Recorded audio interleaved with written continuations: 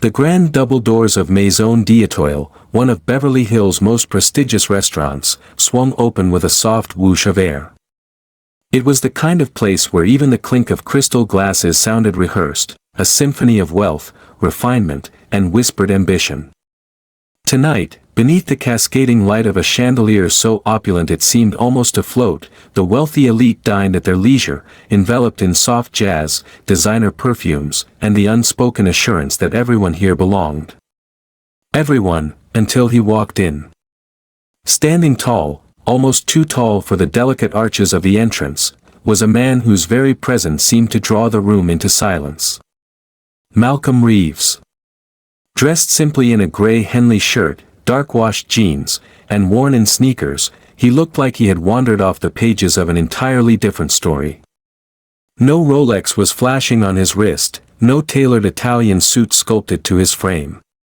No dazzling smile for the maitre d', no nod to the other guests. Just calmness. And confidence, the kind that didn't scream for attention, but commanded it anyway.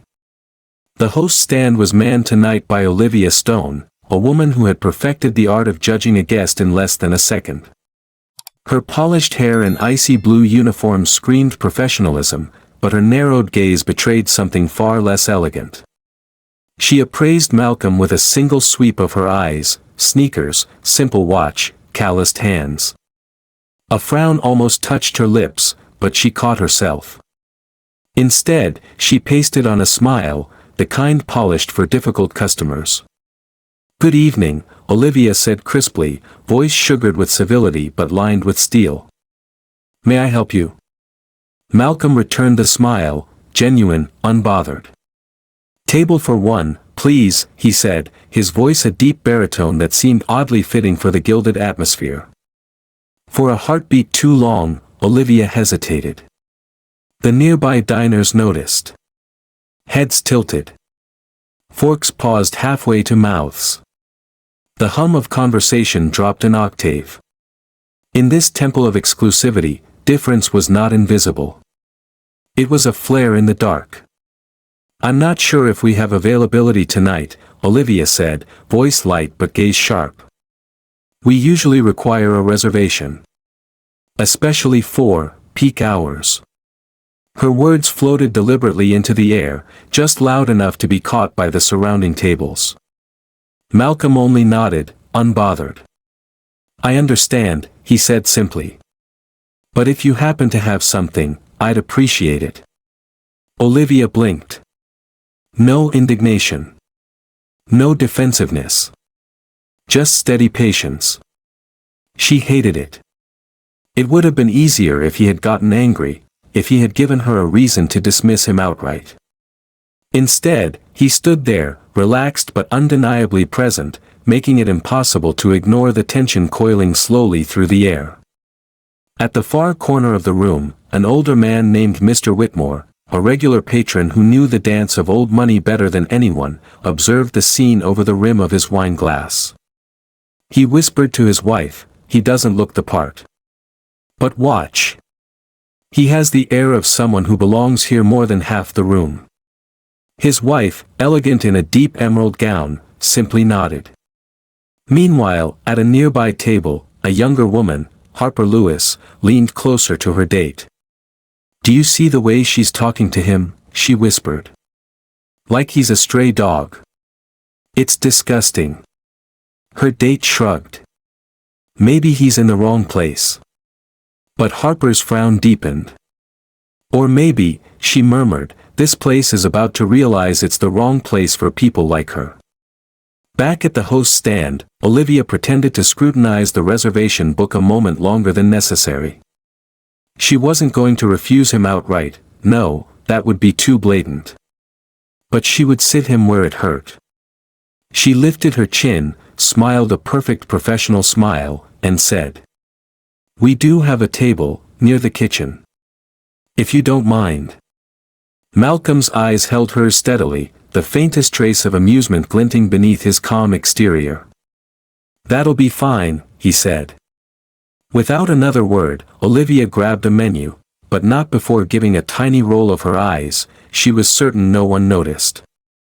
She was wrong.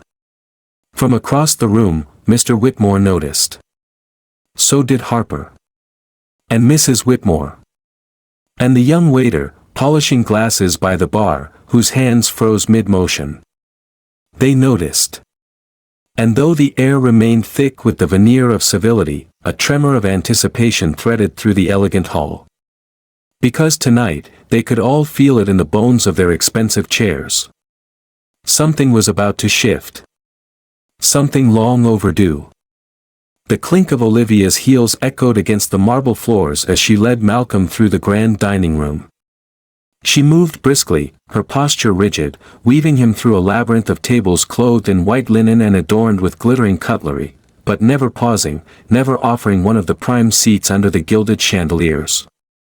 Instead, she steered him toward a cramped corner tucked near the kitchen swing doors, where the smell of searing meats and the rattle of dish trays occasionally seeped into the air. "Here you are," Olivia said, laying the menu on the table with a thud that was just loud enough to make nearby diners glance up. Her smile was thin, her tone clipped. "Enjoy your meal," she added, already turning away before he could respond. Malcolm, ever patient, lowered himself into the chair without protest. He took a slow moment to scan the room, not nervously, but thoughtfully, taking in the flickers of sidelong glances, the whispered exchanges, the averted eyes pretending not to watch. Some diners smiled at him, brief, uncomfortable gestures of sympathy. Others simply looked away, ashamed or unwilling to acknowledge what they had seen. And a very few watched him with disdain, as if his very presence threatened to smudge the polished veneer of their perfect evening. At the far end of the dining room, Mr. Whitmore tapped a slow rhythm against his wine glass, his sharp eyes never leaving Malcolm. "There's a man who knows who he is," he murmured to his wife, who gave a slight nod of agreement. "Grace under fire," she whispered back. Meanwhile, Harper Lewis fumed silently at her table, her jaw tight.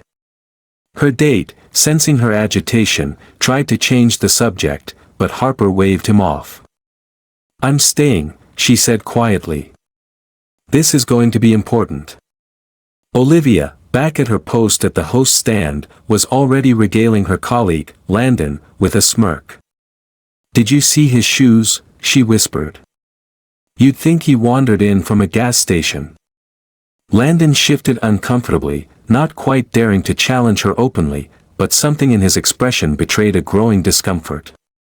"Maybe he's just not into fancy clothes," he offered weakly. Olivia laughed, sharp, cruel. "Please. People who belong here show they belong." She punctuated the word "show" with a flick of her manicured nails against the polished counter. Her words carried farther than she realized. Malcolm heard. So did the Carters. So did Harper. And so, silently, did the room. The atmosphere shifted subtly, like the first breath before a storm. At his corner table, Malcolm opened the menu leisurely, as if he had all the time in the world. When the server, a nervous young man named Ethan, finally approached, Malcolm greeted him with an easy smile. "Good evening," Malcolm said warmly. "Could I have the chef's recommendation tonight?" Ethan blinked, caught off guard by the kindness in Malcolm's voice. He stammered slightly before recovering. "Of course, sir. I'll bring you our finest. Would you care for a wine pairing as well?" "Yes, please," Malcolm said, folding the menu and handing it back with a nod of thanks. Ethan retreated, but not before throwing a glance at Olivia, whose smirk had faltered just a little. Meanwhile, diners whispered behind half-raised menus. "He's polite. Doesn't seem like a troublemaker. I wonder why she treated him that way. Maybe because he didn't come in wearing Armani." At the Whitmore table, Mrs. Whitmore set down her glass with a soft click. "She's making a fool of herself," she said simply. Her husband nodded once, gravely. "And she doesn't even know it yet." Across the dining room, Harper leaned forward, her hands clasped on the table. "Watch," she whispered, her eyes gleaming. The universe has a funny way of evening things out. As the minutes passed, Malcolm remained serenely unmoved by the growing tension. He looked completely at ease, as if he were sitting at a backyard picnic rather than in the eye of a judgmental storm. That calmness, that refusal to be rattled, seemed almost revolutionary. He was not here to ask permission to belong. He belonged by right, by presence, by an unshakable sense of self that no amount of sneering could dent. But Olivia could feel the tide turning, even if she didn't yet know why. She saw the way glances flicked toward Malcolm's table. She noticed the slight hardening in the set of Mr. Whitmore's jaw, the way Harper stared at her with cool, measuring eyes. A seed of unease sprouted in her chest. But pride is a stubborn weed. And Olivia had watered hers for too many years to let it wither now. So she pulled her shoulders back, adjusted her name tag, and prepared herself for the final humiliation she was sure would come. When the check arrived, when the man at the back table would surely balk at the price, make a scene, and prove her right all along. Because in Olivia's mind, the worst thing a person like Malcolm could do, was to dare prove her wrong. And tonight, she was about to learn just how wrong she could be. The kitchen doors swung open with a soft squeal, and Ethan emerged carrying a silver cloche. The aroma of expertly cooked beef wafted ahead of him, rich and mouth-watering. He walked carefully, his hands steady, but his heart raced. Everyone in the dining room seemed to hold their breath as he approached Malcolm's table. The tension was tangible, a thread stretched taut, waiting to snap. Olivia watched from her post, arms folded across her chest, her eyes sharp and suspicious. Surely, she thought, this would be the moment her assumptions were validated. After all, what man in worn sneakers and a faded jacket could casually afford the restaurant's signature $350 Wagyu filet, paired with a $250 vintage Bordeaux? But Ethan didn't hesitate. He placed the plate before Malcolm with a respectful bow, then set the glass of wine carefully to his right. "Your Wagyu filet, sir," Ethan said with genuine warmth. "Paired with our 2001 Chateau Margaux, as recommended." "Perfect," Malcolm said, his voice low and sincere. "Thank you, Ethan." There was a ripple of motion through the restaurant. People shifted slightly in their seats, stealing glances over their wine glasses and menus. They expected, some even wanted, a scene. An embarrassed stammer, a sheepish withdrawal. An apology, perhaps, and a hurried departure. Instead, Malcolm simply picked up his utensils with elegant precision, cut into the steak with a surgeon's patience, and took his first bite. His expression remained calm, but a small, satisfied smile played at the corners of his mouth. He savored the moment without hurry, without apology. It was a masterclass in unbothered existence.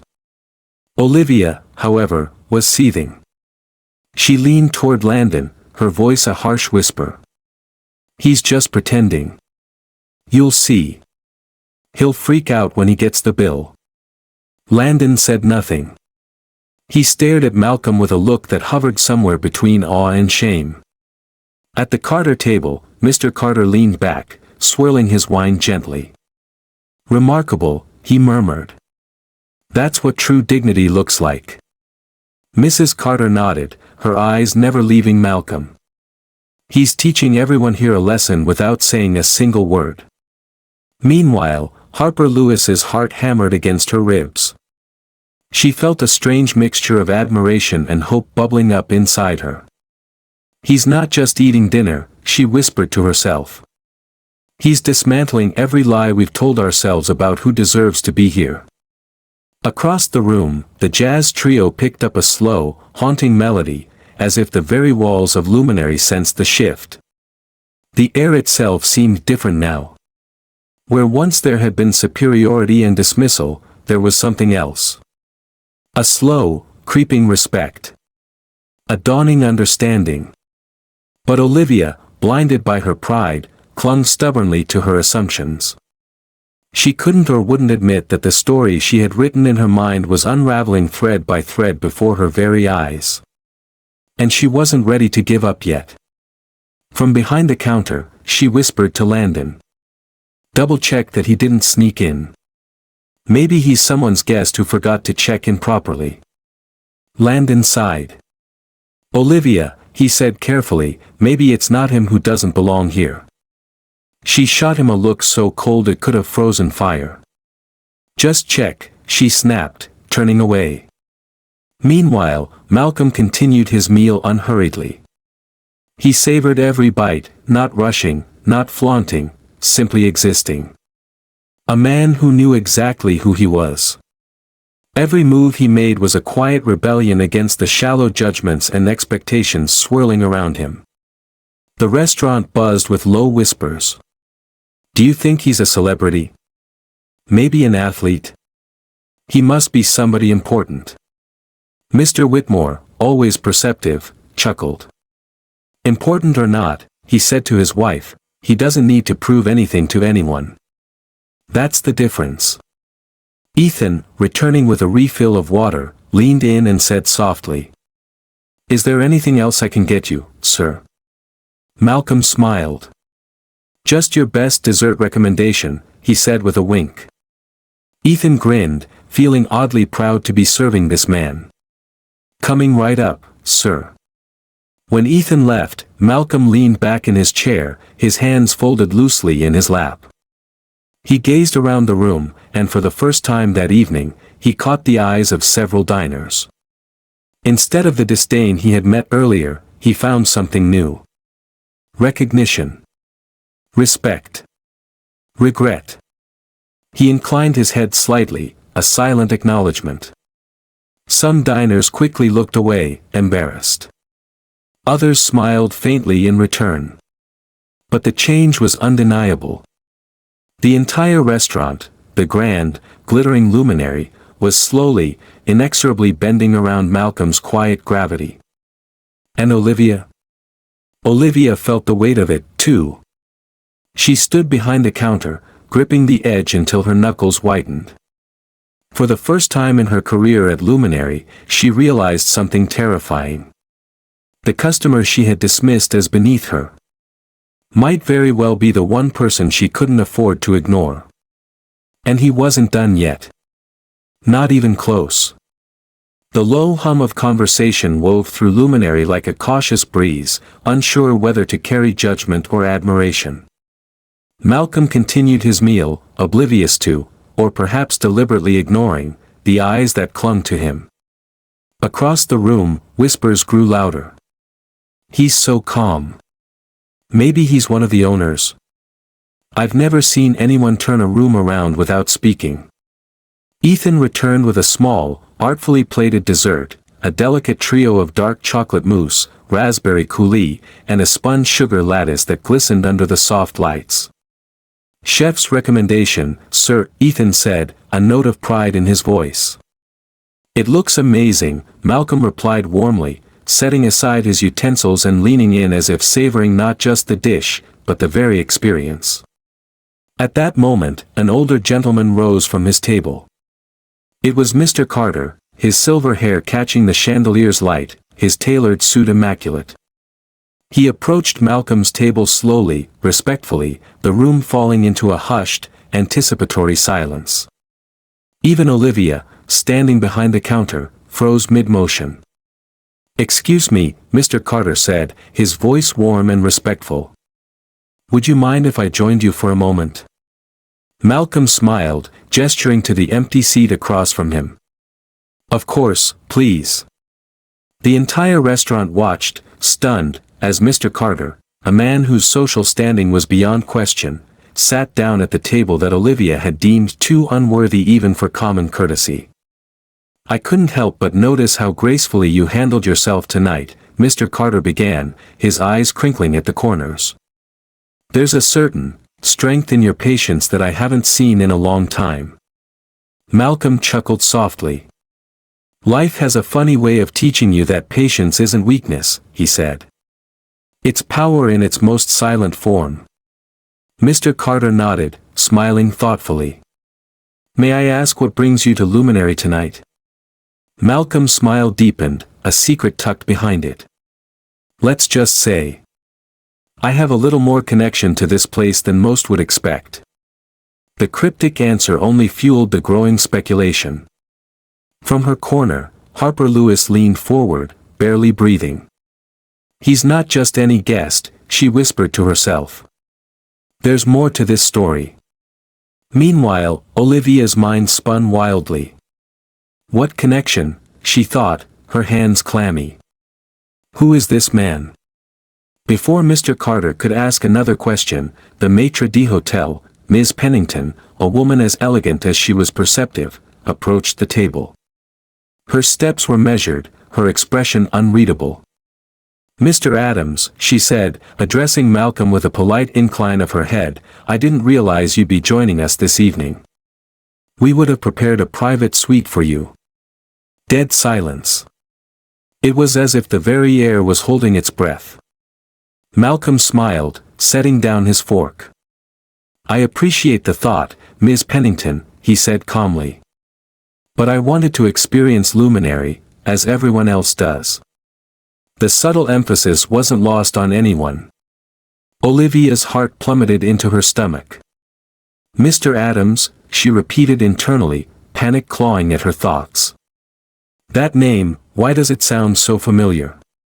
Landon, who had quietly pulled out his phone to double-check reservations, turned pale as a ghost. He found the answer within seconds. Malcolm Adams. Silent partner. Co-founder. One of the primary investors behind Luminary's success. One of the very men who had made this restaurant possible. The realization hit Olivia like a slap across the face. The man she had judged, mocked, and humiliated tonight owned the very floors she walked upon. Around the restaurant, a new kind of murmur began to spread. Shock. Admiration. A slowly building wave of collective shame. Some diners shifted uncomfortably in their seats. Others looked at Malcolm with newfound reverence. But Malcolm remained as he always had, calm, kind, unfazed. I believe everyone deserves the same experience here, he continued, his voice carrying easily to the nearby tables. Not just the ones who wear the right clothes or carry the right name. A ripple of uncomfortable acknowledgement spread across the room. Even those who hadn't judged him openly had done so silently. Harper felt her cheeks burn with regret. How quick we are to measure a man by his shoes, she thought. Mr. Carter chuckled, a deep, resonant sound. You've given us all something to think about tonight, he said, raising his wine glass in salute. Malcolm raised his water glass in return. To better days, he said simply. The clink of the glasses echoed through the hushed restaurant. And with that, Malcolm stood up. Ms. Pennington moved quickly to his side. Would you like me to prepare your usual suite for dessert, Mr. Adams? She asked, her tone now filled with the deference she had reserved only for the highest-ranking patrons. Malcolm shook his head gently. No need, he said. I think I've had exactly the experience I needed tonight. He turned toward the room.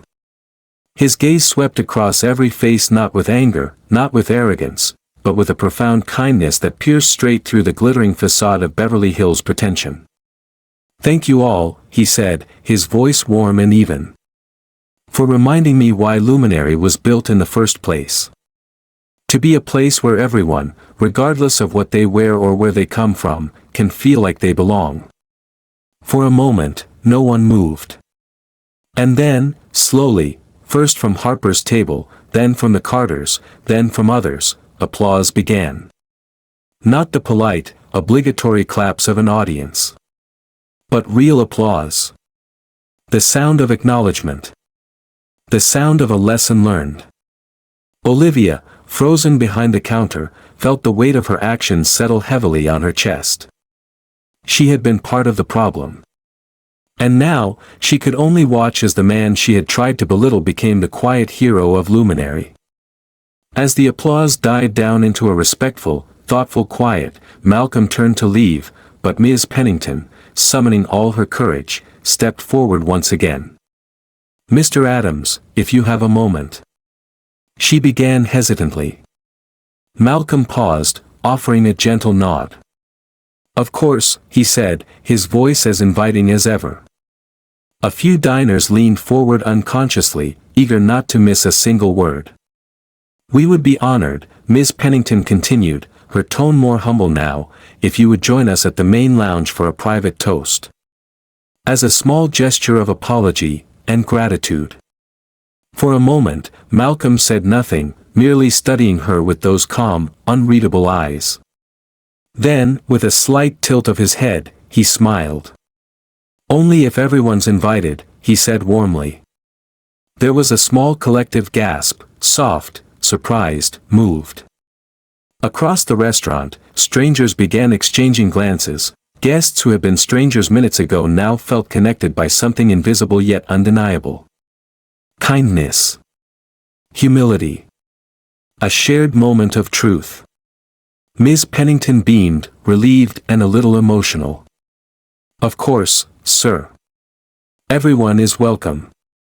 The staff quickly rearranged the lounge.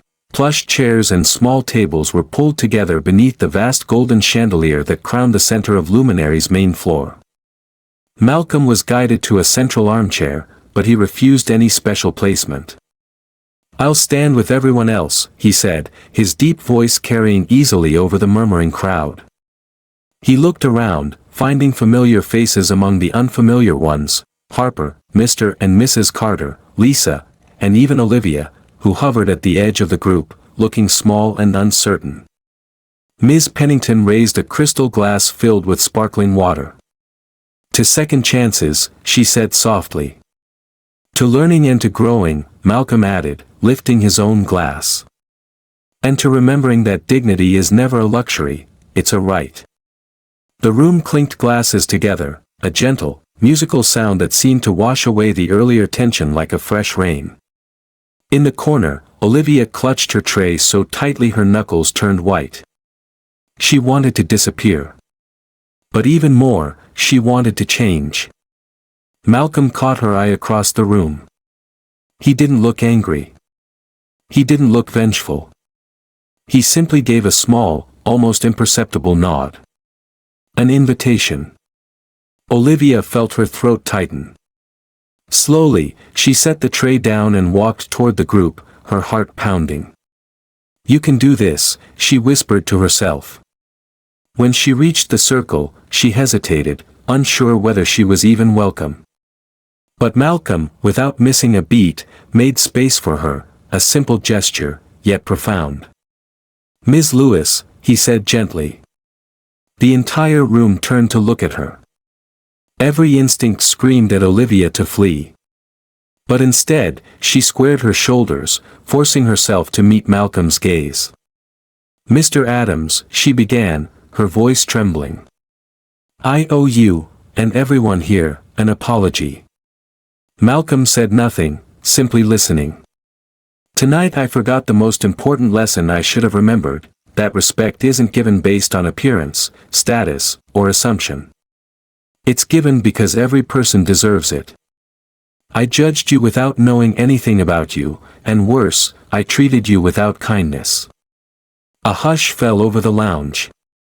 I am sorry, Olivia said, her voice breaking slightly. Truly. Malcolm's expression softened. It takes courage to admit when we're wrong, he said. And even greater strength to change. He held out his hand. Without hesitation, Olivia took it. The gesture was simple, but in that moment, it felt monumental, a bridge built over a chasm of misunderstanding. The other diners, seeing this act of grace, felt something shift inside themselves too. Regret. Hope. A new sense of responsibility. Lisa, standing nearby, wiped a tear from the corner of her eye. This, she whispered to her friend, this is what real strength looks like. Mr. Carter, dignified and wise, nodded in silent approval. We all learned something tonight, he murmured. And indeed, the lesson wasn't just for Olivia. It was for every single person in that glittering restaurant. That night, Luminary didn't just serve exquisite meals under the sparkle of chandeliers. It served something rarer, something richer. It served humanity. Grace. The reminder that dignity, true dignity, is a flame we must guard in ourselves and in each other. As the toasts concluded and the laughter bubbled up, not awkward or forced, but genuine, the mood inside Luminary shifted entirely. Gone was the brittle air of judgment. In its place, warmth. Acceptance. A strange but beautiful sense of community. People who had entered as strangers, seated at isolated tables, guarded behind designer clothes and hushed conversations, now smiled at one another with an unfamiliar ease. Malcolm watched it all quietly, his heart swelling not with pride, but with something deeper. Contentment. This was what dignity built. Ms. Pennington, her professional mask set aside, approached him once again, this time, truly humbled. "Mr. Adams, please, allow me, as the general manager, I want to personally thank you," she said earnestly. "You reminded all of us tonight what this place was supposed to stand for. You built something far more lasting than a menu or a reputation. You built a memory we'll never forget." Malcolm smiled warmly. "I only nudged it into the light," he said. "The good was already here. People just needed permission to see it again." Ms. Pennington nodded, a slight sheen of emotion in her eyes. "Still," she continued, "we owe you a proper thank you. May we, if you'll allow us, dedicate a new private dining room in your name?" There was a collective, gentle murmur of agreement from the other staff. Malcolm chuckled softly. "I appreciate it," he said, "but if you're going to name it, don't name it after me." Ms. Pennington tilted her head, puzzled.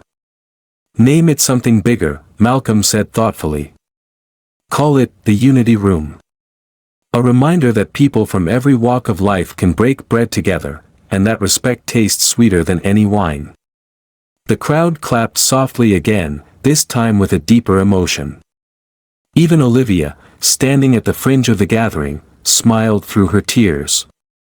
"The Unity Room," she repeated quietly. "That's beautiful." From somewhere near the bar, Mr. Carter raised his glass once more. "To the Unity Room," he said, his voice clear and proud. "To second chances," Lisa added. "To respect, kindness, and courage," Miss Pennington finished.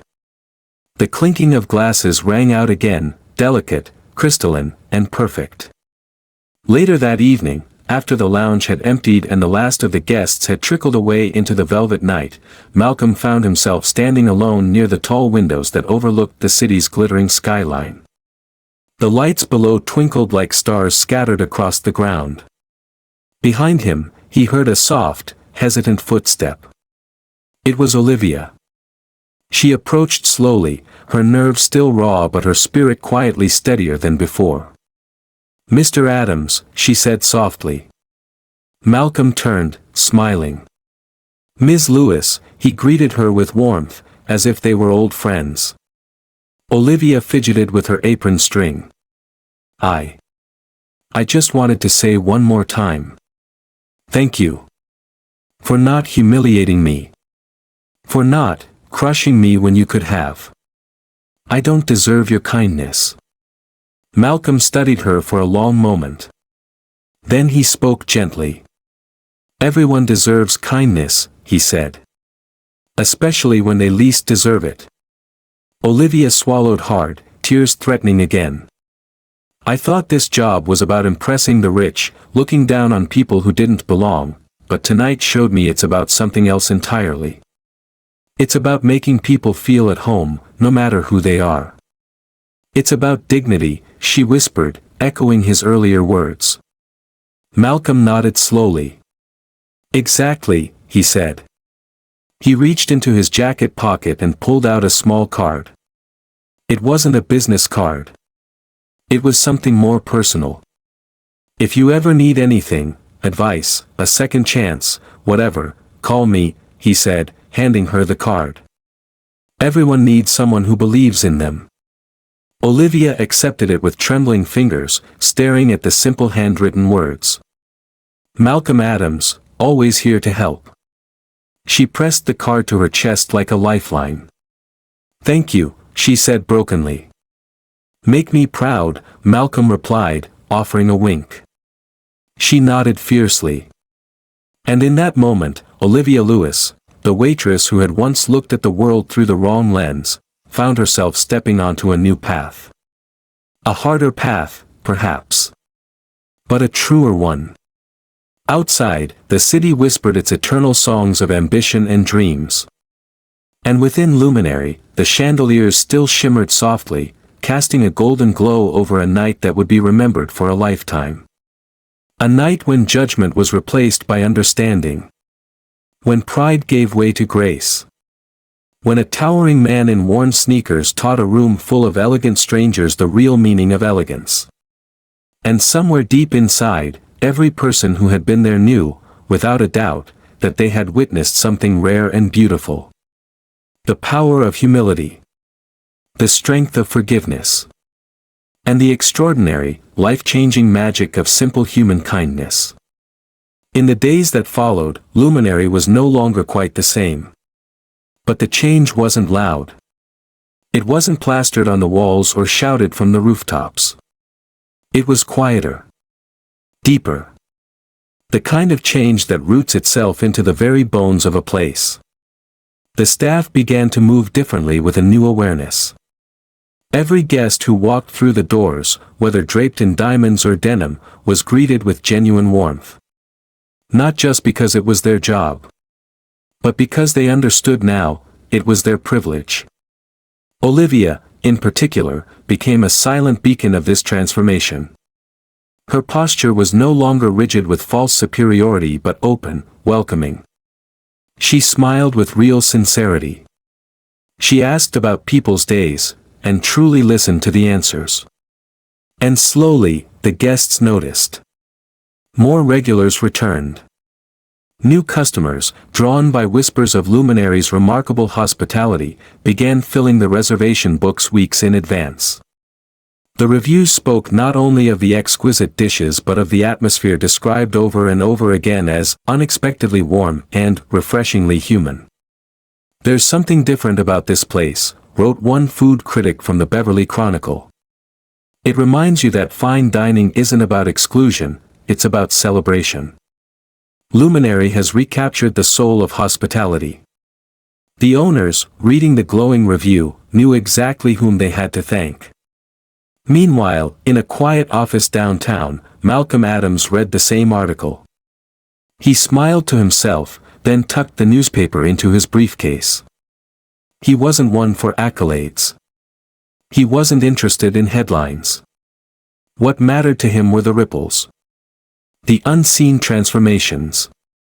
The way a single moment of dignity could echo, changing dozens, maybe hundreds, of lives. One evening, a letter arrived for Malcolm. It was handwritten in neat, careful script. Dear Mr. Adams.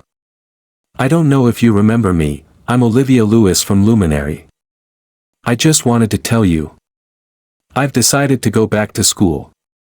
I want to study hospitality management, but not to work at glamorous places. I want to build restaurants where everyone feels valued. Places where people are seen for who they are, not for what they wear. Thank you for changing my life. You probably don't even realize how deeply you impacted me. I promise I'll make you proud. Sincerely. Olivia Lewis. Malcolm read the letter twice. Then a third time. He sat back in his chair, the sunset casting long golden beams across his office floor. He closed his eyes briefly, savoring the moment. It wasn't about winning. It wasn't about teaching a lesson. It was about planting seeds in unlikely soil, and watching them grow into something extraordinary. Meanwhile, Luminary quietly expanded its mission. A small plaque now adorned the entrance, just beneath the gleaming nameplate. The Unity Room. A place where everyone belongs. Beneath it, in smaller letters. dedicated to the belief that kindness is the finest luxury of all. Guests paused when they saw it. Many took pictures, posted them online. Some smiled knowingly, understanding that something rare had been born here, and was being fiercely protected. Staff meetings at Luminary now often began with a new motto, suggested by Mr. Carter himself. Service with humility. Excellence with heart. As for Malcolm, he continued his quiet life, mentoring young business leaders, volunteering at youth centers, teaching a simple but radical idea. Strength isn't domination. It's compassion practiced at full volume. His presence in the city remained low-key. But to those who knew, to those who had witnessed what had happened that fateful evening at Luminary, Malcolm Adams was nothing less than a legend. Not because he demanded respect, but because he commanded it, quietly, humbly, unwaveringly. Through kindness. Through dignity. Through being the living proof that grace could be stronger than arrogance, and that humility could outshine even the brightest chandeliers. At Luminary, Olivia often told new hires the story. Not the embellished, viral version that circulated on the internet, but the real story. The story of a man who wore sneakers in a palace of pretension. Who never raised his voice. Who never lost his smile. And who changed everything by being exactly who he was. Remember, she would say softly, you never know who you're serving.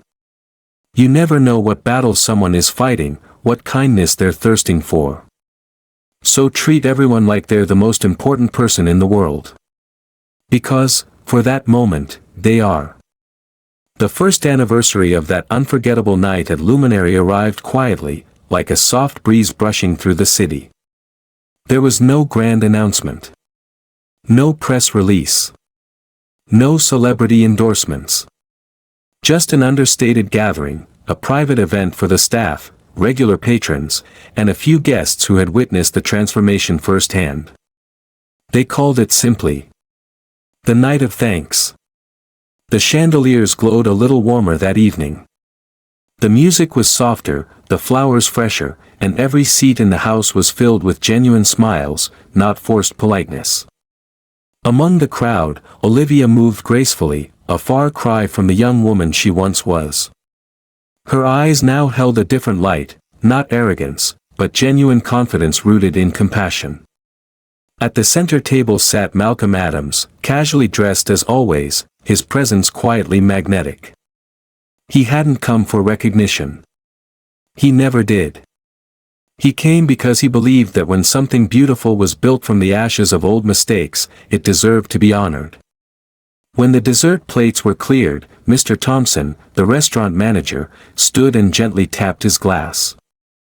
The soft chime brought a hush over the room. Ladies and gentlemen, he began, his voice thick with emotion, tonight is not about food, or even service. Tonight is about a simple truth, how one act of grace can change an entire community. He gestured toward Malcolm. Most of you know the story. Some of you lived it. But what matters isn't the mistake that was made, it's the transformation that followed. And that transformation, we owe to one man. Applause rippled through the room, but Malcolm raised a hand humbly, signaling them to pause. When he spoke, his voice was low, warm, and steady. I didn't change this place, he said. You did. You chose to be better. You chose to see with kinder eyes. You chose to believe that everyone who walks through these doors deserves respect. He paused, letting his gaze travel around the room. You made Luminary a place where dignity isn't a luxury. It's the foundation. The room stood still, drinking in his words. In the corner, Olivia blinked back tears. She remembered how close she had come to throwing everything away that night, all because of her pride, her prejudice, her short-sightedness. And yet, she had been given a second chance. A chance not just to redeem herself, but to build something beautiful in the process. Her fingers brushed the small notebook she always carried now, a gift she gave herself after that night. In it, she wrote down every lesson, every insight, every moment that reminded her why kindness mattered. On the first page, written in bold ink: "True strength is silent. True class is invisible. True kindness is unforgettable." As the night wore on, the atmosphere grew lighter. Laughter floated among the tables. Stories were exchanged. Connections were forged, not through wealth or status, but through shared humanity. Malcolm smiled quietly as he watched. This was the victory. Not viral fame. Not public accolades. But the small, invisible threads being woven between strangers, making the world a little softer, a little safer. One smile at a time. One meal at a time. One act of respect at a time. Later, as the guests began to leave, many paused to shake Malcolm's hand or simply nod to him with silent gratitude. A young server, new to the staff, approached hesitantly. "Mr. Adams," she said shyly, "thank you for everything. We learn about you during training now. They call it the luminary lesson." Malcolm chuckled, his eyes crinkling. "I hope they don't make it sound too serious," he teased gently. The server laughed. "They just remind us that real hospitality isn't about luxury. It's about love." Malcolm's heart swelled. If even one young soul could carry that lesson forward, it was enough. It was everything. As Malcolm stepped outside into the cool night air, the city light stretching endlessly before him, he paused and looked back at Luminary. The sign above the door glowed softly. "The Unity Room, where everyone belongs." He smiled, pulling his jacket tighter around his shoulders. Change didn't happen with thunderclaps or applause. It happened like this: one small ripple, one kind choice, one silent stand for dignity, until it reshaped the world. Not by force, but by grace. He turned and walked away, his steps light, his spirit buoyant. The night sky stretched wide and infinite above him. And somewhere in that vastness, a new story was already beginning, inspired by a man who had once walked into a restaurant not to be served, but to serve something far greater. A reminder that kindness is the finest luxury. And that everyone, no matter how they look, no matter where they come from, deserves to feel that they belong. If this story touched your heart, share it with someone who believes in kindness, too. Don't forget to like, comment your thoughts, and subscribe to our channel for more powerful, soul-stirring stories. Because together, one story at a time, we can make the world a little more beautiful.